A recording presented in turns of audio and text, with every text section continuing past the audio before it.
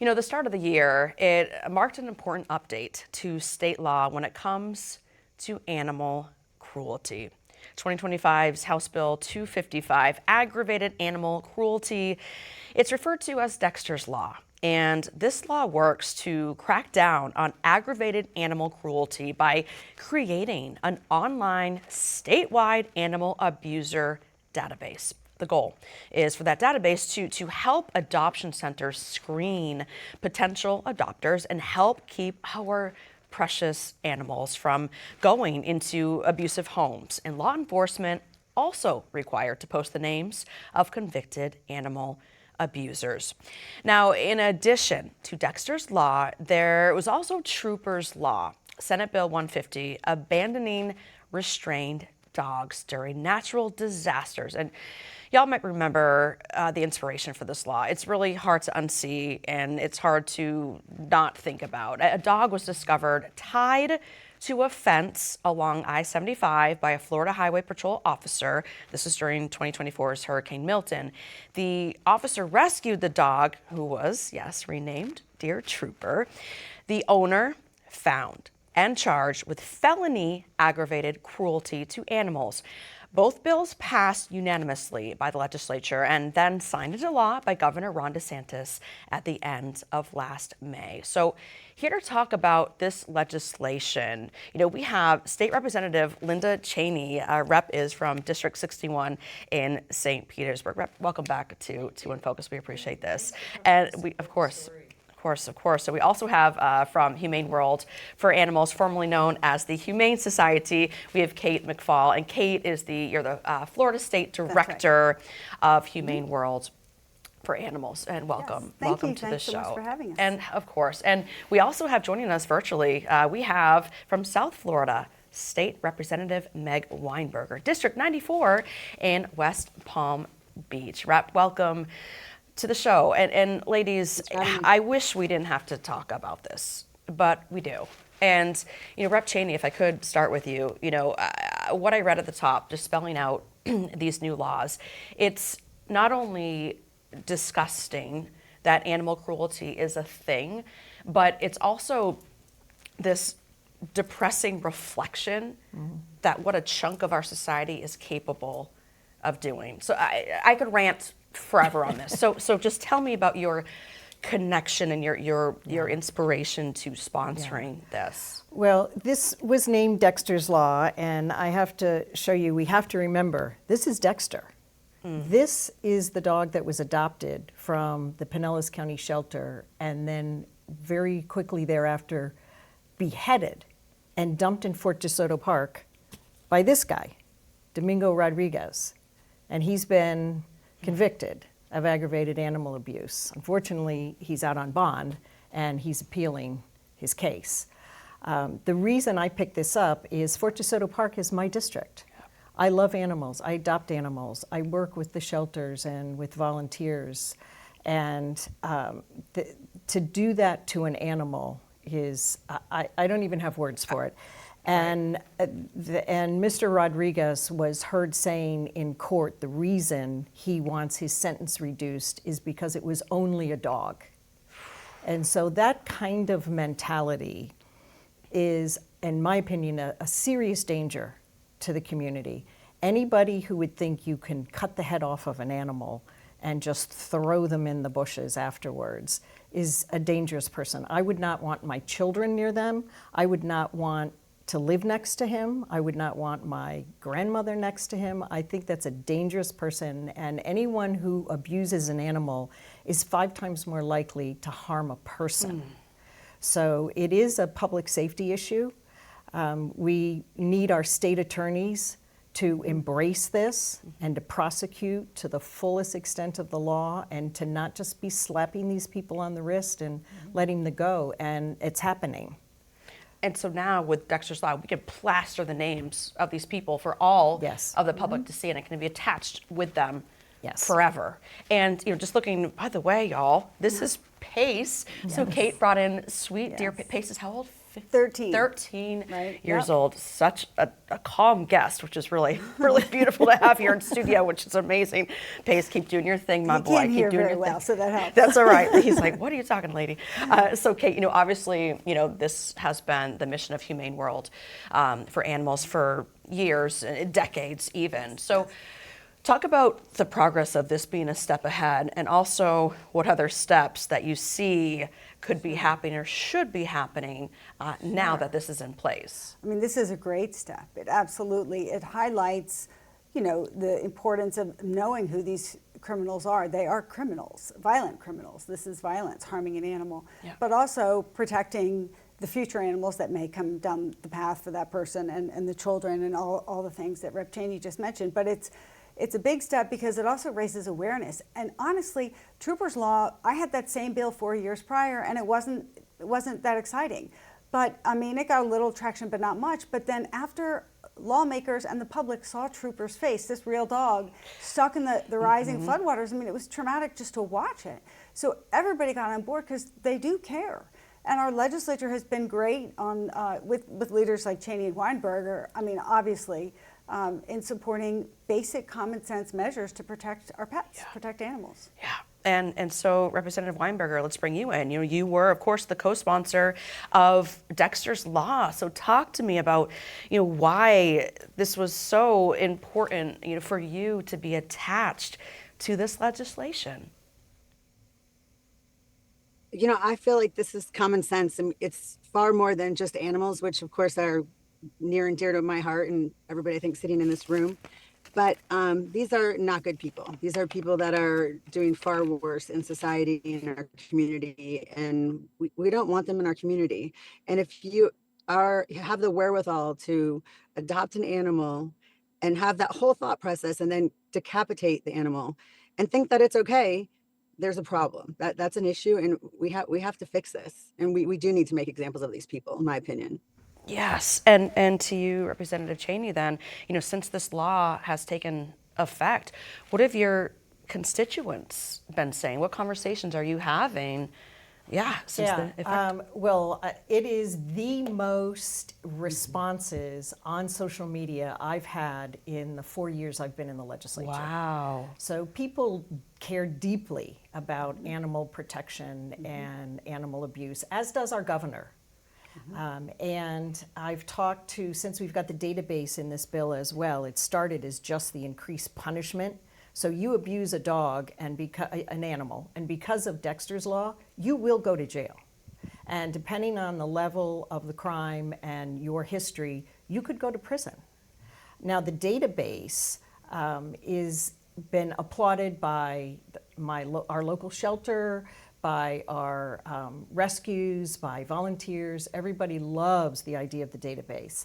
We are working to improve it. It needs more identifiers, and we're aware of that. I'm working with the FDLE and with the governor's office to improve that database. So we're looking forward to being even a more powerful tool to keep animals out of the hands of these criminals. And for these losers doing this stuff, you want to instill a sense of fear as well with this database. So Kate, you mentioned Troopers Law again, and going back to that, just to think that someone's capable to tie up a dog when waters are rising. How are people capable of doing this? What is this? That is a great question. That keeps me awake at night. I don't understand how people can, but I want them to be held accountable. And I mean, those of us who care, which honestly is most people, most people do care. And they don't know. That's a big question, but I think the legislature, our leaders, they do care, and the public. I mean, the amount of calls that you have gotten about the database, but also about Dexter's, about stiffening the penalty, with prosecutors able to do the multiplier to increase the penalty for these really egregious crimes like Dexter's Law or Dexter the dog is really important. It's valuable, and I think people are responding to that as well. And to wrap up this block, Representative Weinberger, you filed some more legislation related to animal cruelty, I understand. Can you tell me a little bit more about that? Well, failure to report. So actually started in a veterinarian's office in Brevard, and veterinarian was abusing animals, and nobody reported it. So it holds, Wow. the staff and those that see it accountable to report this, inhumane behavior, cruelty. To think from the vet's office, and you also have to think Yeah. groomers. I just got my cat groomed last week, and you just have to think about this, unfortunately, in this day and age.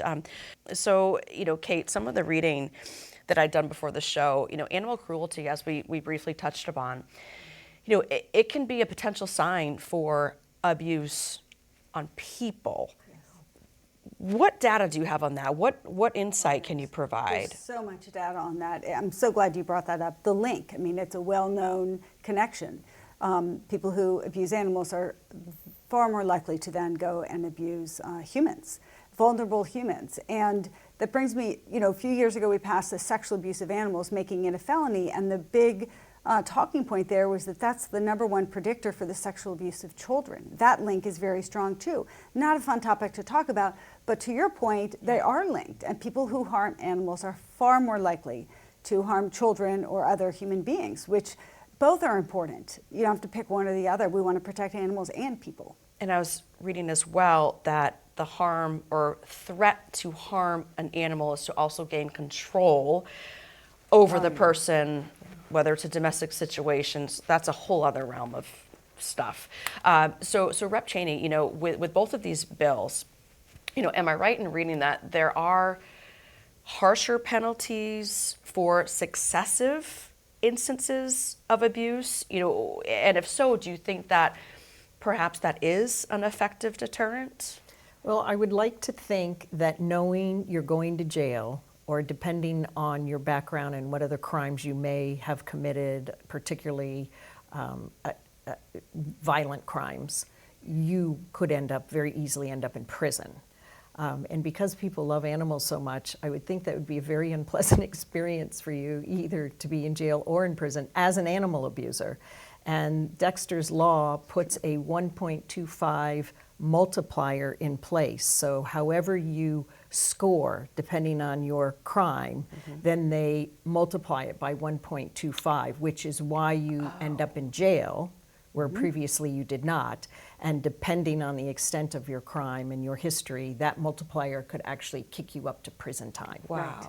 So for folks watching right now and they're curious about who's on this list, so they just Google Dexter's Law. What's the website? Or just Google it and the database will come right up?